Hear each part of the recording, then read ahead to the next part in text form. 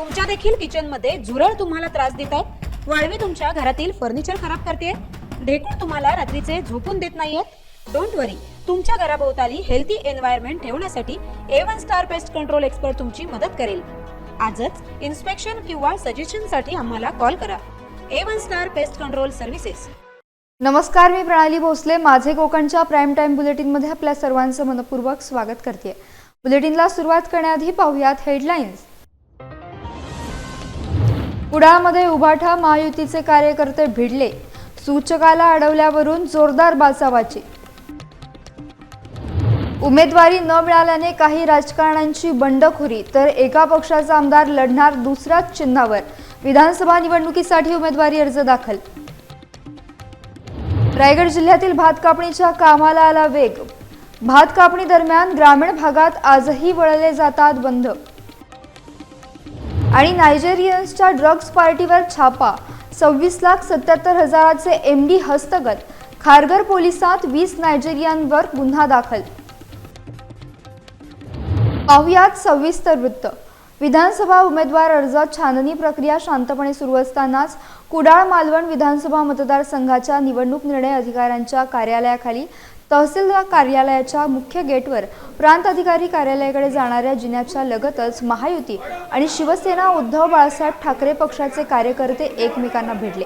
दोन्हीकडच्या कार्यकर्त्यांमध्ये जोरदार बाचाबाची झाली। दोन्ही गटातील समजूतदार पदाधिकाऱ्यांनी हे प्रकरण शांत केलं। त्यानंतर पोलीस घटनास्थळी दाखल झाले। त्यांनी सर्व कार्यकर्त्यांना बाहेर काढले। यामुळे काही काळ वातावरण तंग झाले होते। कुडाळ मालवण विधानसभा मतदारसंघाच्या अर्ज सुनावणीवेळी एका अपक्ष उमेदवाराच्या अर्जावर आक्षेप घेत त्या उमेदवाराच्या एका सूचकाची सही खोटी मारल्याचा आक्षेप घेण्यात आला। ज्याची खोटी सही मारल्याचा आक्षेप होता त्याने ती सही आपली नसल्याचे प्रतिज्ञापत्र सादर करावे असे निवडणूक निर्णय अधिकाऱ्यांनी सांगितले। त्यासाठी त्यांनी 1 तासाचा वेळ दिला। त्याप्रमाणे ते प्रतिज्ञापत्र करण्यासाठी संबंधित सूचक तहसीलदार कार्यालयात आले असता युतीच्या एका कार्यकर्त्याने त्याला आत जाण्यास विरोध केला। यामुळे धक्काबुक्की झाली। यावेळी बाहेर थांबलेल्या शिवसेना ठाकरे गटाच्या कार्यकर्त्यांनी आत येत युतीच्या त्या कार्यकर्त्याला जाब विचारला। दरम्यान काही कार्यकर्ते त्या सूचकाला घेऊन प्रांताधिकारी कार्यालयात गेले। यावेळी प्रांताधिकारी कार्यालयाच्या मुख्य दरवाजातच दोन्ही गट एकमेकांना भिडले।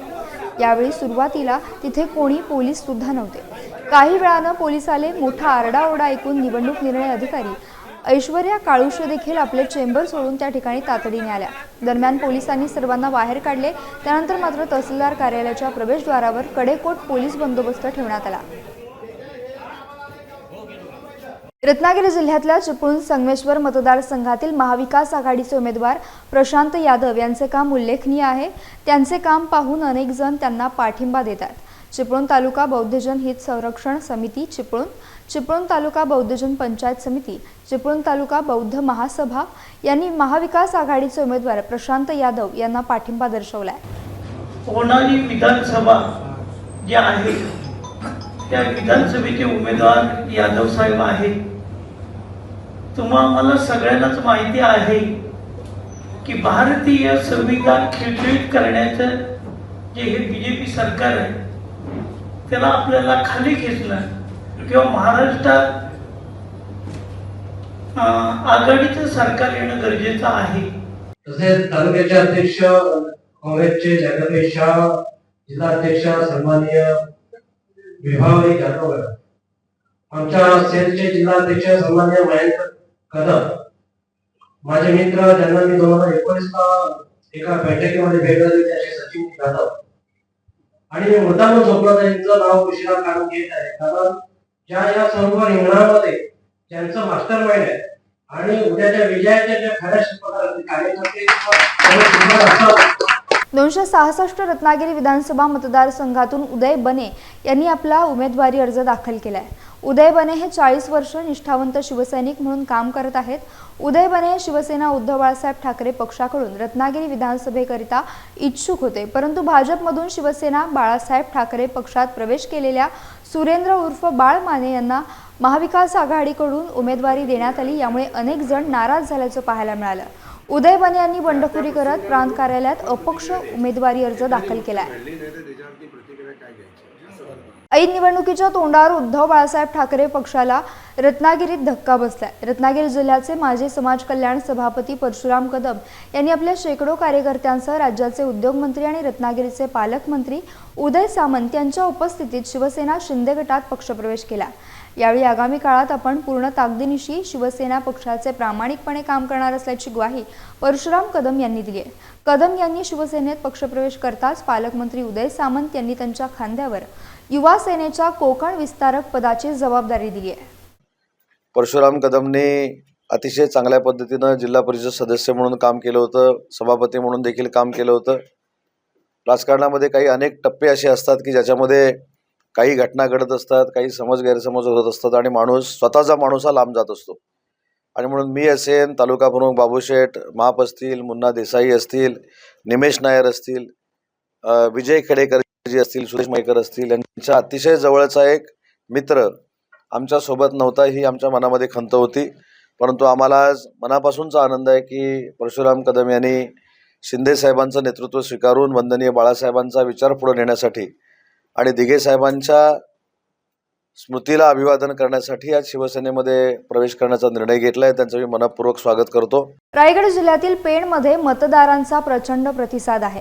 2.5 वर्षाच्या कारकिर्दीत शिंदे फडणवीस पवार सरकारने सामान्य जनतेला केंद्र मानून अनेक विकास कामे देखील केली असून पुन्हा महाराष्ट्रात महायुतीची सत्ता येईल असा विश्वास पेण विधानसभा उमेदवार रवी पाटील यांनी व्यक्त केला आहे। कारण पूर्वंपार शेका पक्ष काँग्रेस, शेका पक्ष भाजप, आता धैर्यशील पाटीलचे जे खासदार आहेत तेच जर यामध्ये भाजपमध्ये आले आणि तेच खासदार झाले, आता इथलं चित्र काय असेल हे सांगण्याची गरज नाही। निवडणुकीचा निकाल लागला पण तो किती हायेस्ट मतांनी लागेल म्हणजे विरोधकांचं डिपॉझिट सुद्धा बचू शकेल असं वाटत नाही। लोक आता महिलांचा विचार जर केला तर महिला काय म्हणतात की ह्या ठिकाणी आज आम्हाला लाडक्या बहिणीनं 1,500 रुपये मिळाले, किसान सन्मान योजना आम्हाला मिळाली, इतर योजनांचा पुरेपूर फायदा आम्हाला मिळाला, म्हणून आम्ही भाजप विरोधात कुठेही जाऊ शकणार नाही। आमच्या पोटाची खळगी भरण्याचं काम भाजपनं केलं आहे आणि भाजपच आम्हाला पुढे नेऊ शकतो। त्याच्यामुळं ह्या निवडणुकीत सुद्धा सत्ता जी आहे ती भाजप म्हणजे शिंदे भाजप आणि अजित पवार अशी ही कॉम्बिनेशन बनलेलं आहे आणि ते काय सरकार आता हटणार नाही। रायगड जिल्ह्यातल्या पनवेलमधील शेतकरी कामगार पक्षाचे माजी आमदार बाळाराम पाटील शिवसेनेच्या मशाल या चिन्हावर निवडणूक रिंगणात उतरल्याचं स्पष्ट झालंय। महाविकास आघाडीचा जयघोष करत शेतकरी कामगार पक्ष, काँग्रेस, राष्ट्रवादी शरद पवार गटाचे कार्यकर्ते उमेदवारी अर्ज दाखल करायला शेकडोच्या संख्येने उपस्थित होते। उमेदवारी अर्ज मागे घेण्यासाठी 4 नोव्हेंबरपर्यंत वेळ आहे, त्यामुळे अजूनही काही दिवस महाविकास आघाडीचा सस्पेन्स कायम राहणार आहे। यासह बुलेटिनमध्ये वेळ झाली आहे एका छोट्याशा विश्रांतीची। तुम्ही कुठेही जाऊ नका, पाहत रहा फक्त माझे कोकण। खुश खबर, खुश खबर, खुश खबर। मैं रमेश मनोहर सागवेकर ज्वेलर्स सोने, चांदी व मोत्याचे तसेच आकर्षक हॉलमार्क व अत्याधुनिक पद्धतीचे दागिने मिळण्याचे खेडमधील एकमेव ठिकाण। मैं रमेश मनोहर सागवेकर ज्वेलर्स घेऊन येत आहे ग्राहकांसाठी दसरा आणि दीपावली निमित्त आकर्षक भेट कुपन योजना। 7 सप्टेंबर ते 10 नोव्हेंबर 2024 या कालावधीत ग्राहकांना मिळणार 25,000 रुपयांच्या सोने व चांदी रोख खरेदीवर आकर्षक भेट कुपन।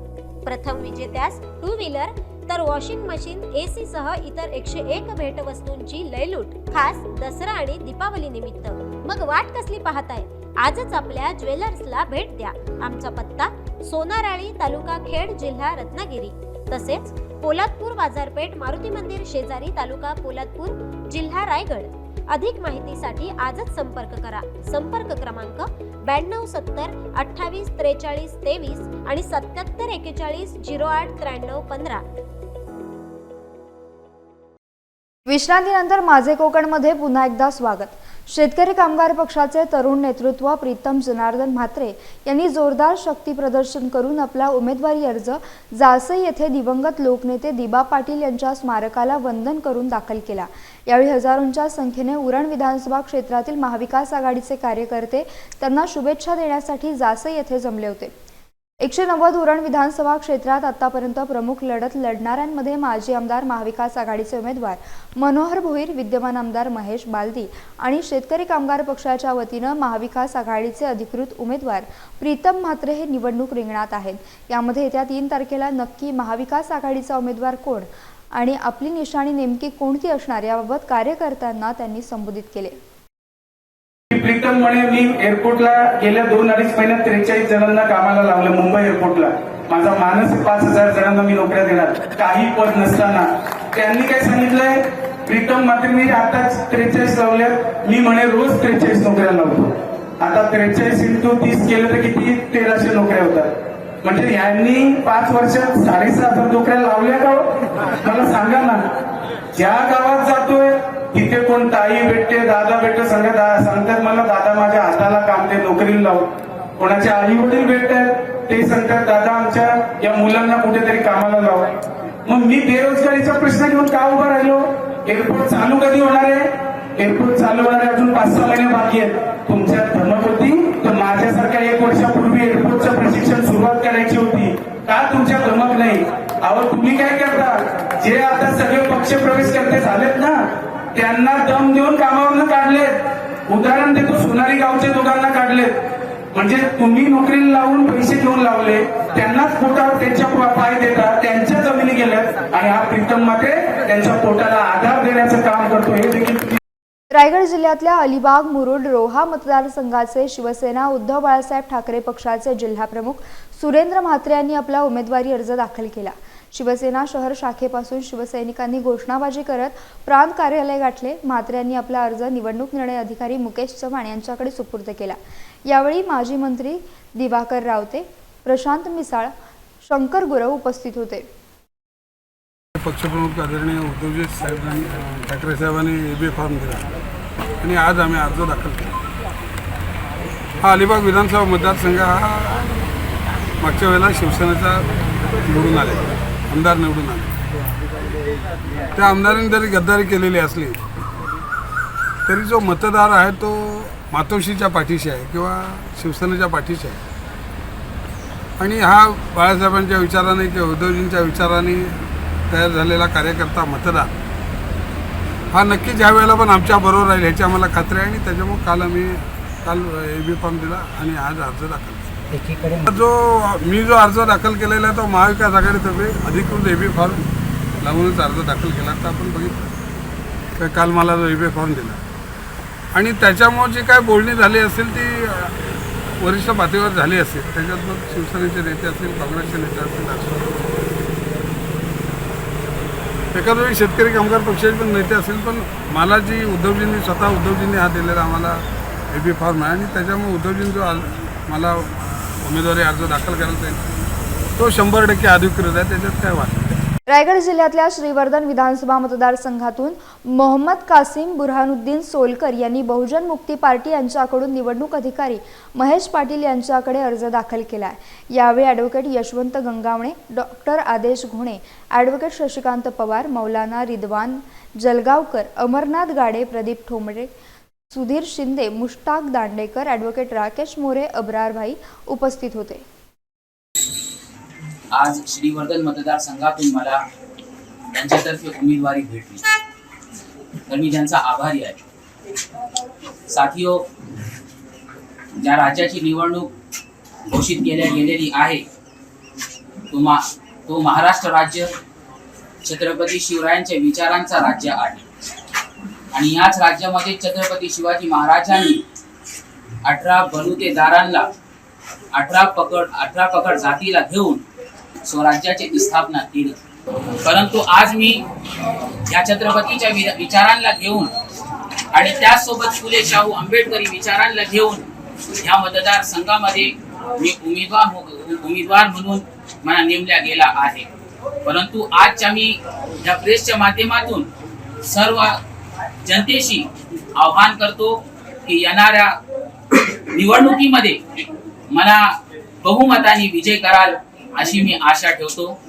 शिंदे गटाच्या रोहा तालुक्यातल्या शेडसई ग्रामपंचायतच्या माजी सरपंच प्रिया कडू यांची पक्षातून हकलपट्टी करण्यात आली. शिवसेना रोहा तालुका प्रमुख मनोज कुमार शिंदे यांनी आता प्रिया कडू यांच्या हकलपट्टीचे समर्थन केल्याचं पाहायला मिळालंय. सरपंच झाल्यानंतर 2.5 वर्षाच्या कालावधीत काम तर करता आलं नाही. विकासाची कामं जी त्यांनी आता बाईटमध्ये सांगितली तो फक्त CSR फंड एवढंच आणलाय. आता तो CSR फंड कोणाच्या फोनवरनं दिलं आणि ते श्रेय कोणाचं आहे ते श्रेय देखील आमचंच आहे. नाव घेत नाही कारण मला मोठ्या माणसांना याच्यामध्ये इन्व्हॉल्व करायचा नाही. कारण एक क्षुल्लकचं पत्र आलंय, त्यांची केवळ हकालपट्टी केल्याचा आमच्या जिल्हा प्रमुखाचा अधिकार आहे की ज्या ज्या वेळेला जिल्हा प्रमुखांना असं दिसतंय की एखादा व्यक्ती आपल्या पक्षाच्या विरोधात कारवाई करत असेल तर त्यांना पक्षातून हकलण्याचा, पक्षातून काढण्याचा अधिकार आहे. आणि एवढंसं पत्र आल्यानंतर एवढा थैथयाट करण्याचं काय गरज नव्हतं.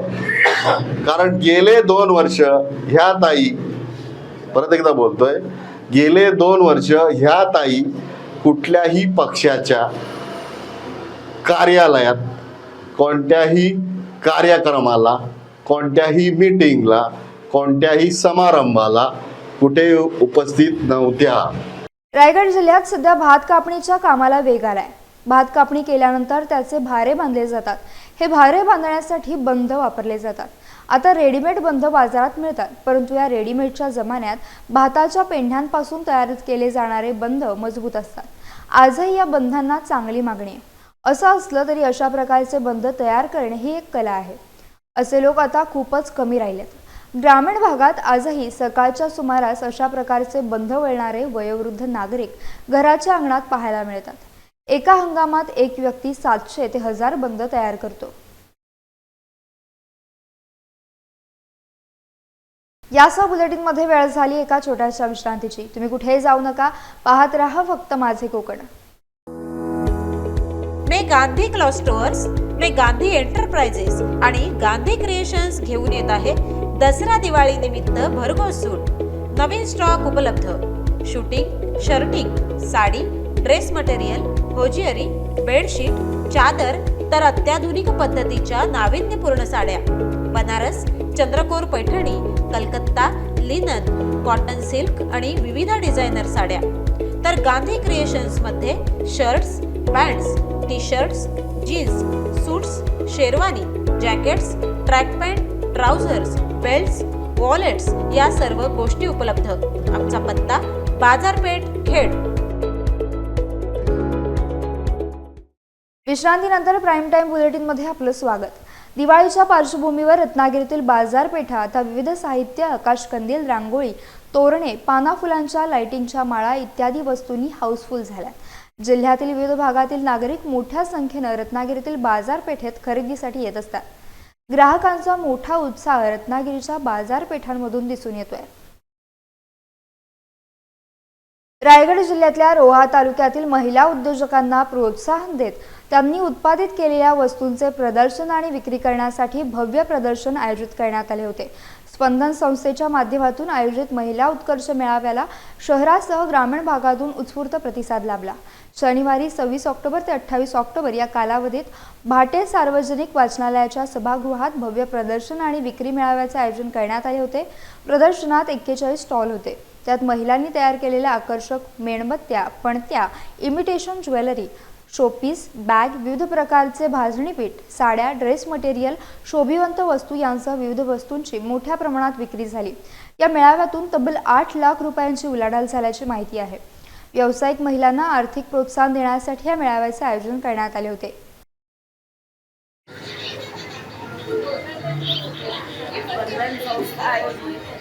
महिला उत्कर्ष मेळावा 2024 मेळाव्याचं 18वं वर्ष आहे.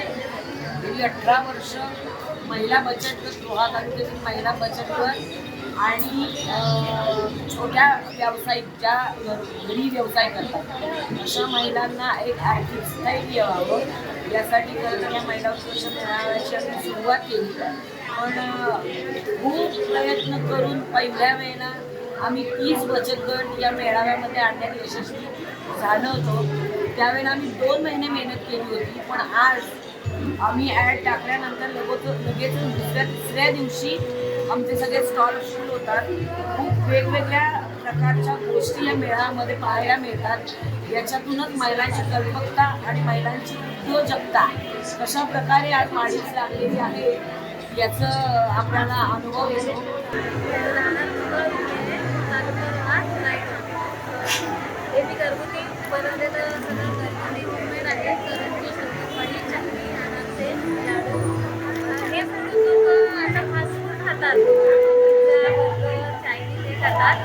त्याच्यामध्ये त्या लोकांना समजत नाही किती आजारपण येतात, किती काय चालू आहे, डॉक्टरकडे जावं लागतं. त्याच्यामुळं आजार भरपूर असतात. काही घरी बनवलेले अनारसे तयार करून सगळ्याकडे बनवले आहे. नवी मुंबईतील खारघर येथे नायजेरियन व्यक्तींसाठी चालवल्या जाणाऱ्या हॉटेलमध्ये ड्रग्ज पार्टी होणार असल्याची माहिती अंमली पदार्थ विरोधी पथकाला मिळाली होती. त्यावरून सहाय्यक आयुक्त भाऊसाहेब ढोले यांच्या मार्गदर्शनाखाली वरिष्ठ निरीक्षक संदीप निकडे, अजय भोसले, हनीफ मुलाणी, अश्विनी पाटील आणि सुमारे 150 कर्मचाऱ्यांचे पथक तयार करण्यात आले होते. यापूर्वी नायजेरियन व्यक्तींवर झालेल्या कारवाई दरम्यान पोलिसांना प्रचंड विरोधाला सामोरे जावे लागले होते. त्यामुळे या कारवाईच्या अनुषंगानं पोलिसांनी सर्व प्रकारची पूर्वतयारी करून ठेवली होती. त्याद्वारे पथकाने सोमवारी मध्यरात्रीच्या सुमारास खारघर परिसरातील लेमन किचन आणि जेमिनी किचन या 2 हॉटेलवर धाड टाकली. यामध्ये 20 नायजेरियन महिला पुरुष ड्रग्ज तसेच दारूची नशा करताना मिळून आलेत. त्याशिवाय घटनास्थळाच्या पाहणीत त्या ठिकाणी 26,77,000 रुपये किमतीचे 107 ग्राम MD ड्रग्ज आणि 22,000 रुपये किमतीचा दारू साठा देखील मिळून आलाय. या प्रकरणी संबंधितांवर खारघर पोलीस ठाण्यात गुन्हा दाखल केला, तर त्यांना कोणी ड्रग्ज पुरवले, या नायजेरियन व्यक्तींचा ड्रग्ज विक्रीत सहभाग आहे का याचा अधिक तपास पोलीस करत आहेत. मुंबई गोवा महामार्गावर रत्नागिरी जिल्ह्यातल्या खेडमधील भोसते घाटात बर्निंग कारचा थरार पाहायला मिळाला. मुंबईहून गोव्याच्या दिशेने जाणाऱ्या कारला भोसते घाट चढत असताना अचानक आग लागली. आग लागल्याचे समजताच प्रसंगावधानाने आतील प्रवासी सुखरूप बाहेर पडले आणि बघता बघता काही क्षणात संपूर्ण कारने पेट घेतला. ही कार तब्बल 2 तास पेटत होती. या दुर्घटनेनंतर महामार्गावरील एक लेन तात्पुरती बंद करून दुसऱ्या लेनवरून वाहतूक वळवण्यात आली होती. महामार्गावर या पेटलेल्या कारला विझवण्याचे प्रयत्न सुरू करण्यात आले होते. यासह बुलेटिनमध्ये वेळ झाली इथेच थांबण्याची. भेटूयात नवीन बुलेटिनसह. तोपर्यंत तुम्ही कुठेही जाऊ नका. पाहत राहा फक्त माझे कोकण.